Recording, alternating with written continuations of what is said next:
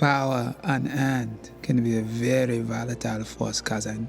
It will get the best of you eventually, on your plane or on ours. Welcome back, everyone. This is my full Marvel What If Episode 6 video. What if Killmonger rescued Tony Stark? There's a whole bunch of Easter eggs. They finally started to tease the big multiverse crossover, so I'll explain how that's going to work too. If you're brand new to the channel, be sure to subscribe to get all the episodes. And even though we are getting on in the What If episodes, there will be a Season 2, and it sounds like they're going to try and release it next year. Careful for spoilers, if you have not seen the episode yet, we'll be talking about everything, just starting at the beginning and working our way through shot by shot, talking about WTF moments and Easter eggs. Starting with the episode title, so like I said, what if Killmonger rescued Tony Stark? The whole idea that Killmonger tries a very different plan to take the throne of Wakanda than he did during the original Black Panther movie. This time, Killmonger gets a huge upgrade. His plan is way bigger than it was in the Black Panther movie. They start the episode with the same Watcher explainer in all the episodes about how the multiverse works and how different choices cause different Nexus events, leading to further and further branching timelines, more and more alternate realities. The other big difference in this opening scene is that instead of the Watcher's silhouette showing up watching the events of the original Iron Man movie play out, you can actually see his face in a way that you couldn't in previous episodes, as if he's manifesting above the earth much more fully than he has before. So in each of the episodes, he's just shown himself a little bit more and a little bit more. It wasn't until episode 4, the Doctor Strange Supreme episode, that he actually appeared and interacted with one of the characters. So it's meant to be a pattern of increasing Watcher activity that will culminate in him helping bring together the Guardians of the Multiverse team, the Multiverse Avengers team made up of heroes from different universes that we visited in each of the episodes. Like I said, this is basically the events of the first Iron Man film. It all plays out mostly the same, with a couple big twists, obviously. But if you couldn't tell, it's not Robert Downey Jr. playing Tony Stark. Some of the actors did come back, some of them did not, so I'll point out which of the big ones came back when we see them pop up in the episode. But just like in the first Iron Man movie, he sees the Stark Tech bomb almost go off, except this time the Nexus event is that Killmonger, who came up through the US military right out of school, saves him and takes him away from the area before the Ten Rings can capture him and hold him ransom. And obviously we learn later that this is him manipulating events this whole time as part of his grand plan to take the throne of Wakanda. The scope of his plan in this episode is way bigger than it was in the Black Panther film. This scene is also important because we just saw the Shang-Chi movie and they explained the true history of the MCU version of the Mandarin, and they revealed that he was behind the events of the first Iron Man film. So when the Ten Rings hit his convoy originally, it was Wenwu's orders. It was him trying to get his hands on Stark Tech weaponry, those Jericho missiles. So in effect, Wenwu was responsible for Tony Stark becoming Iron Man in the MCU, because if it wouldn't have been for Wenwu attacking his convoy, he would have never gone into the cave. And that's the whole premise of the episode. Because he doesn't go into the cave, he never becomes Iron Man in this reality. So just a cool connection to the Shang-Chi movie. When the Watcher shows us the original Iron Man origin story from the Infinity Saga, from the Sacred Timeline version of events, the main MCU universe, and you see that iconic scene of Iron Man banging the hammer, making the Mark I. He says heroes are forged in darkness, not born. That's also meant to be a sly reference to Killmonger slowly becoming a hero of sorts, like an anti-hero forged in darkness, because the plan that he's orchestrating here is a very dark plan. He'll sort of get his own redemption arc in later episodes when they have their big Guardians of the Multiverse crossover episodes. When the Watcher is doing that montage of Iron Man's life through the original Marvel movies all the way through Avengers Endgame, like you see him snap the Infinity Gauntlet, even though they didn't use Robert Downey Jr. as the voice of the what if version of Tony Stark, they did pull the audio from Avengers Endgame. So this is Robert Downey Jr.'s voice from Avengers Endgame for this particular scene where he says, "And I am Iron Man snapping the gauntlet." Sometimes in the What If series, they'll reuse clips and dialogue from the original Marvel movies, like they'll just copy and paste them from the original movies. We get a very different version of that press conference from the original Iron Man movie when he gets rescued from the cave. This time he's honoring Killmonger and naming him to his staff, and Killmonger obviously outs Obadiah Stane, revealing that he was working with the Ten Rings on the DL to get rid of Tony Stark, so he never winds up becoming Ironmonger in this timeline. Even though Killmonger was lying about a lot of things, he wasn't lying about infiltrating the Ten Rings in order to get all this information. Jon Favreau did come back to do the voice of Happy Hogan again, like he came back during the Marvel Zombies episode, but Pepper Potts is not being played by Gwyneth Paltrow, even though she is a dead ringer for Gwyneth Paltrow's voice. You notice Tony Stark's speech during this is almost the exact reverse as it was during the original movie. He says he's doubling down, building bigger, badder weapons to fight back harder, obviously learning all the wrong lessons. When Happy Hogan jokes that was supposed to be his promotion, that's a reference to the original Iron Man movies because Happy was eventually made head of security for Stark Industries. Leslie Bibb did come back to do the voice of Christine Everhart for this cameo scene where they out Obadiah Stane. And she kind of figures Killmonger's plan out the same way that Shuri and a lot of other people like Pepper Potts kind of figure out what Killmonger was doing the whole time. Her questioning him about orchestrating events so that he would be there to save Iron Man, like, did you set all this up yourself? Is just meant to foreshadow a lot of the reveals later on about him manipulating events, making it seem like he was the hero this whole time. The big party that they have to celebrate after getting rid of Obadiah Stane is at his original house before it was destroyed during the events of Iron Man 3. Remember, this is all happening during the year 2008. That's why a lot of people that were dead later in the timeline are still alive, like King T'Chaka is still alive. You notice through all these scenes, especially later in the episode too, Iron Man is drinking constantly, so he's still a bit of an alcoholic in this reality. When he makes the joke about Maxim cover models being similar to corporate raiders and terrorists, that's also meant to be a sly reference to Black Widow in Iron Man 2 when they had all the pictures of her modeling on the covers of those magazines as part of her deep cover. But in this context though, he's just joking about Maxim cover models trying to have sex with kings and missing. Tony Stark basically winds up giving Killmonger Obadiah Stane's job as his new partner. Pepper Potts obviously kind of figures things out, and they foreshadow things by him making the Butch Cassidy Sundance Kid reference. Pepper Potts like, wait a minute, they both died at the end of that movie. Foreshadowing Tony Stark's death at the hands of Killmonger at the end of the episode, and possibly the death of Killmonger eventually at the end of the series. Don Cheadle did come back to do the voice of Rhodey, who gives Pepper Potts all the details on Killmonger's backstory, the same way that Everett Ross sort of gave them all the details on his backstory during the Black Panther movie. But the funny thing here is that you remember, because of where we are in the timeline, it's Don Cheadle doing a version of Terrence Howard's Rhodey during the events of the first Iron Man film. It's the same effect that we got in What If Episode 3, where Mark Ruffalo was playing the Hulk, but it was the Edward Norton version of the Hulk during the events of the Incredible Hulk movie. Like the recast new actors playing the original versions as if they'd been playing the characters this whole time. And because the whole Nexus event didn't happen until he rescues Iron Man, all of Killmonger's backstory up to that point was the exact same as it was in all the Marvel movies, with the exception of him going deep cover inside the 10 Rings, I think. So he creates all the same Iron Man technology from the original Iron Man movies, he's just using it in a very twisted, darker way. Like he shows him the Jericho missile that he tried to make a portable version of using repulsor tech. He's still got that dumb E-robot from the first Iron Man film. Killmonger quotes Howard Stark, and he's correct. I think that the quote is from the first Captain America movie. They both bond over their dead fathers, and like I said, because the MCU timeline is mostly the same right up until the Nexus point, Killmonger's father still died in the same way that he did during the Black Panther movie, killed by his brother, King T'Chaka, for trying to arm all the gangs with vibranium weapons. And if you didn't realize when the Black Panther movie originally came out, Killmonger went to MIT just like Iron Man. Iron Man went to MIT. It's just that Iron Man graduated from MIT when he was way, way younger because he's a genius. And I love the funny anime references. Killmonger reveals he's a giant weeb and he had plans to create a version of a Gundam but just couldn't get it to work, so Iron Man finishes the job. But this is him manipulating Tony Stark into creating all these Gundam drones. Remember, this was all part of his long con that he'd been orchestrating this whole time. And it's very similar to the Iron Man 2 Armor Wars plot with the unmanned Stark Tech drones that Justin Hammer created, which itself is based on the original Armor Wars storyline from the comics. During that storyline, Justin Hammer just gets his hands on Stark Tech, using it to create a bunch of his own armor robots. So they adapted some of that for the plot of Iron Man 2. Marvel is currently making the live-action Armor Wars Disney Plus series. We'll see how they change that just based on what's already happened in the MCU. But it'll mostly be about Rhodey stopping whoever gets their hands on all the Stark Tech to create a bunch of their own armor suits. Maybe they'll bring Justin Hammer back for that. Tony Stark makes the Gundam reference. Well, if it doesn't work, we'll have the world's most expensive Gundam replica. But the anime reference is actually a reference to something that Michael B. Jordan said in real life during a Black Panther press conference when they were promoting the original movie. He said that he's a huge anime fan, and if you didn't realize, they actually base Killmonger's costume on Vegeta's costume, and they base his character on Vegeta a little bit too. That's why he wears the armor vest that looks like Vegeta's armor from Dragon Ball Z and Dragon Ball Super. So now when you watch the Black Panther movie, you'll never be able to unsee this.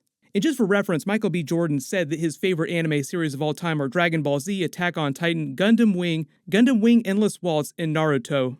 They do that version of the classic Iron Man montage of him creating the Mark II and Mark III from that first Iron Man film, except this time he's making Killmonger's Gundam drones, claiming that they're going to use the Jarvis AI to pilot them. And it was Paul Bettany coming back to do the voice of Jarvis during the episode.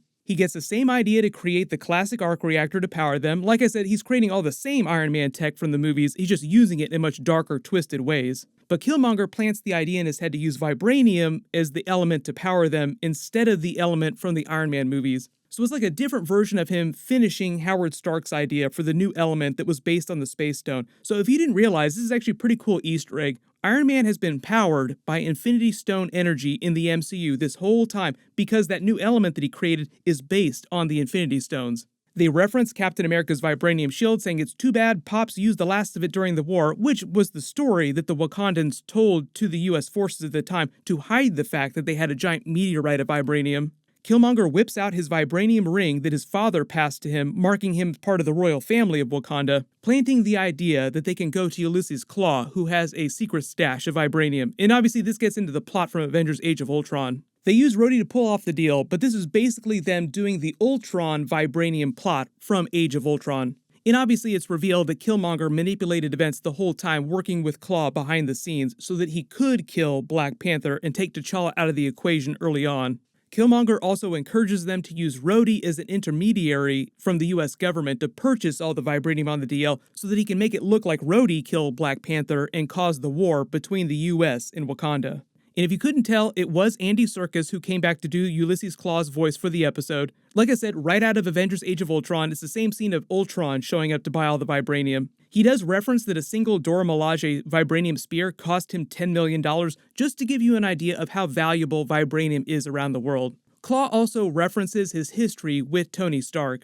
Then the way they explained this, Killmonger had Ulysses Klaue leak the information about the deal going down to the forces of Wakanda so that Black Panther would show up so that he could kill Black Panther using that special sonic weapon. So that was the reason why Black Panther shows up to stop the deal. And it was Chadwick Boseman coming back to do the voice of this version of Black Panther. So that's why the scene at the end was so powerful, and a great scene between Chadwick Boseman and Michael B. Jordan after the events of the Black Panther movie, because we're obviously never going to get to see that happen again in real life because Chadwick Boseman passed away. But Killmonger winds up killing Rhodey using that same burn it down logic that he had during the Black Panther movie, then pins Black Panther's death on him so that when the Dora Milaje show up later, they find it and declare war on the United States. And if you couldn't tell, John Connie also came back from the Black Panther movie to do the voice of King T'Chaka. He also came back to do T'Chaka in episode 2 for the T'Challa Star-Lord story. Tony Stark, who was Rhodey's closest friend, figures out what Killmonger did using Jarvis. Then because this is a darker version of Tony Stark, he basically says he's going to revenge kill Killmonger, saying that he used his royal vibranium ring to finish this one drone, but Killmonger's able to defeat it using the vibranium spear, then using that to kill Tony. This is also meant to reinforce the point that T'Challa makes at the end of the episode, when he's saying the cure for suffering is not more suffering, this will not end well for you. The idea that Tony Stark trying to kill Killmonger, going super dark, did not end well for him as well. So R.I.P. Iron Man again. This is the second time they killed a version of Iron Man during the What If series. He makes another tribal scarring mark on his body too, referencing it to represent Tony. Tribal scarring is a thing in real life. Cultures do it for different reasons. Killmonger in the MCU did it to mark all of his kills. Then of course Pepper Potts figures out exactly what he did, even though nobody believes her right away. Thunderbolt Ross comes in, declares war on Wakanda, and says they're going to use funds from the Patriot Act, like billions and billions of dollars, to complete the drone army. So if you remember, the first Iron Man movie sort of skewered Bush-era politics, the war in Iraq, the war in Afghanistan, but because this episode is like the reverse of that, it only reinforces all the bad things that they were trying to admonish with the original Iron Man movie. So it's more weapons, more war, more killing. Darkest timeline Iron Man movie. Then Killmonger uses the same trick to use Ulysses Klaue to get into Wakanda that he did during the first Black Panther movie, taking him to the shield but then killing him and using his body to get into the throne room. Shuri figures him out from the start, sort of foreshadowing the big twist with her at the end of the episode. But because King T'Chaka still has so much grief over killing his brother back during the 90s, he's sort of taken in by Killmonger. Like, oh, you have your father's eyes. So Killmonger just plays this whole situation, this battle with the drones, as if he's on their side, wanting to help them defeat the American army. Okoye gets a couple lines, and it is Danai Gurira coming back to do her voice, just like she did during the Marvel Zombies episode last week. And their whole plan here for defeating the drone army is meant to be almost the exact same plan that they used during Avengers Infinity War with the Outriders letting them through the shield to make it easier to pick them off. The one big change though is that leading the Wakandan army is Black Panther's mother. It was Angela Bassett who came back to do her voice. She hasn't gotten any big action scenes in the live-action Marvel movies yet. Maybe they'll change that in Black Panther too. But you have to remember that she would have also received the exact same training that all the Dora Milaje did when she was growing up. So even though she's just a little bit older than someone like Okoye, she'd be just as badass a fighter as all the rest of them. Killmonger manipulates events using the backup transmitter to reactivate the drones after they disconnect them. Shuri also figures this out too. Like, why would Tony Stark create a backup transmitter? That doesn't make any sense. It's only meant to be like a 30-minute episode, so obviously they have to kind of blow through this plot pretty quickly. Then because this is meant to be a darker version of the original MCU timeline, and they have the Infinity War battle, instead of T'Challa doing the big Wakanda Forever line when they charge in, it winds up being Killmonger who charges in with the vibranium spear. And if it felt like it was too easy for them to take down the drones, you have to remember that Killmonger was responsible for programming all the drones, so I think he engineered their programming so that they would be easy to take down, just making it easier for him to pull off his plan to come off as a hero so that everyone would see him taking the drones down like, oh, you're such a hero to Wakanda. Then after the battle, notice here when he's looking out over the landscape at Wakanda, the Watcher appears, and it kind of looks like he's getting ready to cry, like the Watcher is super sad here. He doesn't have any speaking lines, he's just kind of watching it in sadness. And Killmonger manipulates King T'Chaka into believing in his plan to arm the rest of the descendants of Wakanda, other Africans living all over the world. Remember, this was the whole reason why King T'Chaka killed his brother back in the 90s. And even though his plan's successful, and now it sounds like they're going to go around and conquer the rest of the world, Wakanda will conquer the rest of the world, and Shuri winds up figuring all this out, T'Chaka winds up naming Killmonger the new Black Panther and the heir to the throne. But this time, when he goes into the ancestral plane, instead of talking to his father like he did during the Black Panther movie, because they had Chadwick Boseman for the episode, they obviously wanted to have this Chadwick Boseman, Michael B. Jordan scene. So he speaks to T'Challa's spirit, who gives him the moral message of the episode, just letting him know that the cure for violence and suffering is not more violence and suffering, saying that this is all going to catch up with him eventually. And when he says on multiple planes of existence, this is also kind of meant to foreshadow the big multiverse crossover with the Guardians of the Multiverse that's coming up in a future episode, as well as Shuri working with Pepper Potts and Stark Industries to try and stop the war. Like, things will catch up with him in this reality, but also in another reality when all the different universe characters start crossing over. He winds up wearing the same golden version of the new Black Panther costume that he wore in the Black Panther movie. Then back in the United States, this poster of Tony Stark references the Avengers. Thunderbolt Ross also says the war is escalating, claiming that he wants to blast Wakanda off the map. Probably not going to go down that way. And like I said, Shuri breaks into Stark headquarters to team up with Pepper Potts, revealing how Killmonger manipulated the whole situation, claiming that they're going to team up to stop him and stop the war.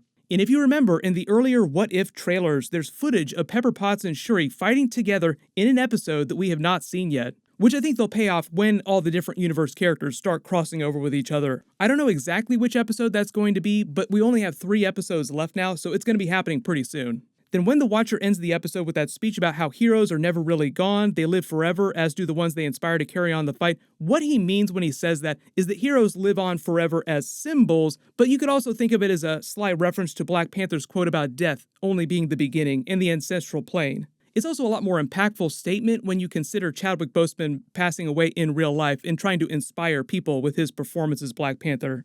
But if you spotted any other big Easter eggs in the episode that I didn't talk about during the video, just write them below in the comments. Mostly a mishmash of all the Iron Man movies, the plots of the Avengers movies through Age of Ultron and Avengers Infinity War, as well as a version of the Black Panther movie. We still have to meet Party Thor and a couple of the other characters, and then they have to start crossing over, so I'm assuming Party Thor might be episode 7 next week. We just got that brand new trailer for the Hawkeye series, which I'll be doing episode videos for. That'll be the next big Marvel Disney Plus series after What If ends. You can click here for my full trailer breakdown of that, and you can click here for all my What If episode videos. Thank you so much for watching, everyone stay safe, and I'll see you in the next video.